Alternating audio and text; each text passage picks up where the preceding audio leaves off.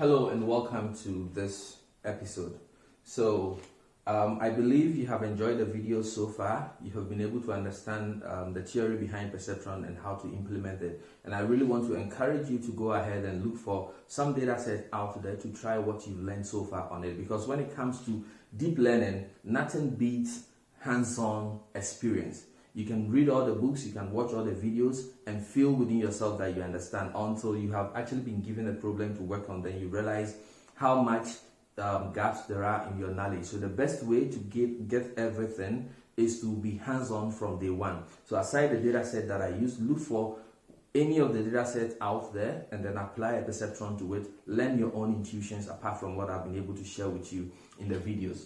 In this episode, I'm going to explain to you the gradient descent algorithm, which is a very important algorithm in deep learning. It is one of the key things that you definitely want to understand to be able to become a master of the craft, okay? So, I'm going to use this diagram on the board to explain to you how the gradient descent algorithm works. In every supervised machine learning problem, we always have a features matrix and then their ground truth. So in the case of the data set we use for the perceptron, the iris data set, we had features that were the sepal length, the sepal weight, the petal length, and the petal weight. And we had ground truth labels which were 0 or 1 for versicolor or virginica. Okay, so we have our features matrix and then our output or our ground truth vector, which is classes that have been assigned to corresponding entries in our features matrix. And what we want to do in every supervised learning problem is we want the neural network to be able to automatically learn patterns that it can use to correctly match each entry in the features into its correct label in the output or the ground truth vector. And we want it to learn not just the patterns that are specific to a training data set, but we want it to also be able to generalize these patterns so that it can apply what it has learned to data set that it has never seen before, because that is the use of a machine learning model. If it can only answer questions in your data set, then it's not so useful. So you want it to be able to generalize. And one of the ways in which we do that is to use gradient descent. In fact, it is the commonest way in which we train neural networks. There are other ways, but this is the commonest way. So you definitely want to understand gradient descent. So I'm going to start with this diagram and I hope you get everything. So we start with our training examples, our features matrix. And what we do is, in the first phase, we perform a linear transformation of the features matrix with some weight and some bias, just as we did in the perceptron. And these weight and bias are also numbers that the neural network is automatically supposed to learn to be able to correctly match each entry in the features matrix to its corresponding output label. So these are numbers that we initially choose randomly, just as we did in the perceptron. We initialize them randomly. And because of the way we train, at the end of training, you realize that the neural network has been able to learn specific numbers for the weight and bias that is able to use to generalize the patterns that it has learned. So we do the normal linear transformation, and what we return, what is returned, we store in a variable called z. Now, what happens is, at the next phase of it, we need to run z through what is known as an activation function or a threshold function. There are a lot of threshold functions or activation functions. In the perceptron example, I use a stepwise threshold function, which basically returns 0 for some condition and 1 for some other condition. But in real deep learning practice, in real neural networks, the activation functions that we use are supposed to be smooth. They are supposed to be smooth curves, smooth, and they should be differentiable. Okay? So it should be differentiable.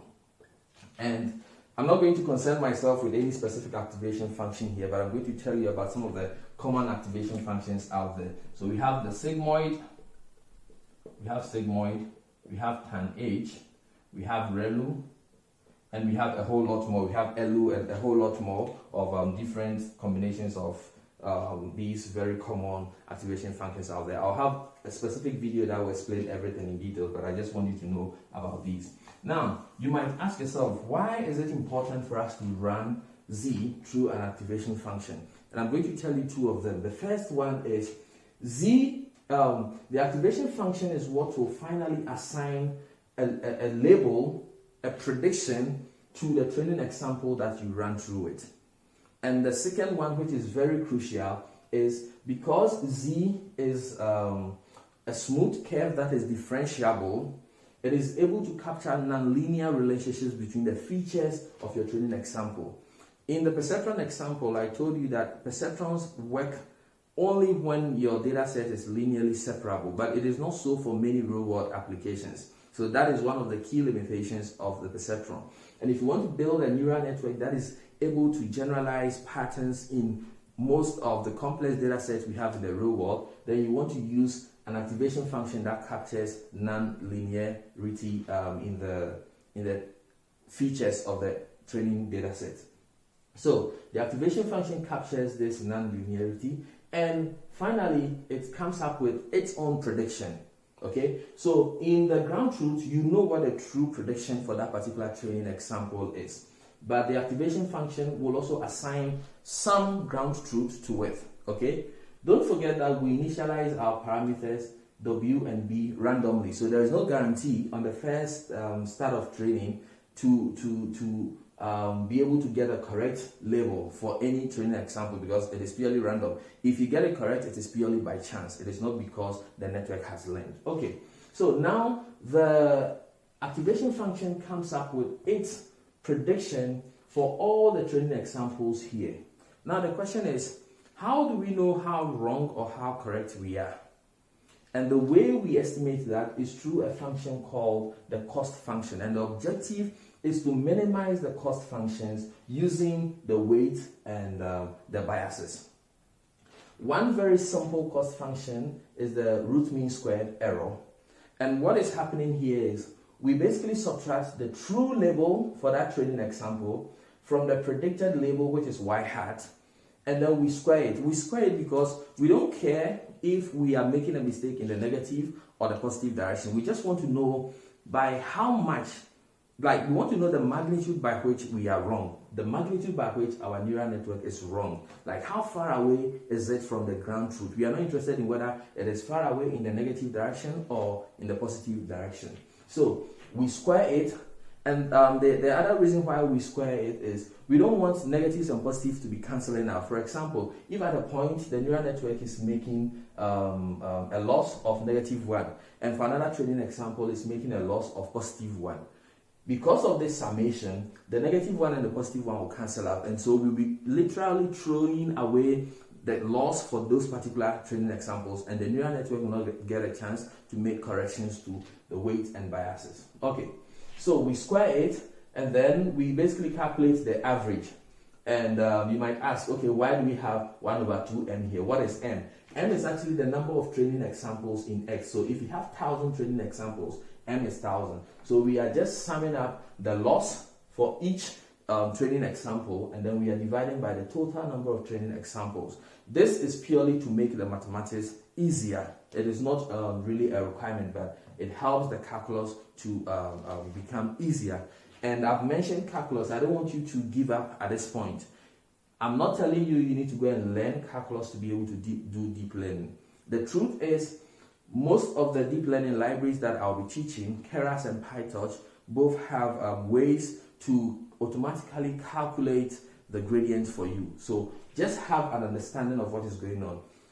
Not so many videos from now, I will introduce you to PyTorch and Keras, and I'll show you how to automatically evaluate your gradients. Okay, now so we estimate the cost here. Now we know the cost. What do we do? Okay, so the neural network knows how wrong it is as far as our training data set is concerned. We need to figure out a way to correct it, and the way to correct it is where calculus becomes important. Okay, calculus has a concept of derivatives and partial derivatives. I'm not going to go too much into details, but what is going to happen is that if we are able to evaluate how much each of the weights and the bias is contributing to the error, then we can make corrections to it. See, this equation here can be written this way. We can basically write this equation as 1 over 2m sigma I equals 1 to m, and then we put what we have here, W transpose times x plus b minus yi, and then we put I here because that is for that particular trading example, and we square this whole thing because y hat was produced as a result of this calculation here. And let's not forget that we ran it through our activation function. So I'm going to write our activation function here. So basically we do linear transformation, run it through the activation function, so one more square, run it through the activation function, and then we subtract it from the ground truth. Okay, now what we need to do to be able to find the correct weight and bias for our neural network is we need to minimize this cost function. So I'm going to write the cost function clearly again, and then I'll use it to explain. So our cost function is j, and j is parameterized by our weight and our bias, and j is equal to 1 over 2m, and then sigma I equals 1 to m, and then we have our activation function called on W transpose times x plus b, okay, minus our ground truth, and then we square the whole thing. We square the whole thing. So this is going to be our cost function, and the objective for the neural network training is to just minimize our cost. So in case you don't understand what minimization is, I'm going to pause here because I want to keep the video short, and in the next video I'm going to explain to you what minimization is all about. So thank you very much for watching. Don't forget to subscribe, and I'll see you in the next video.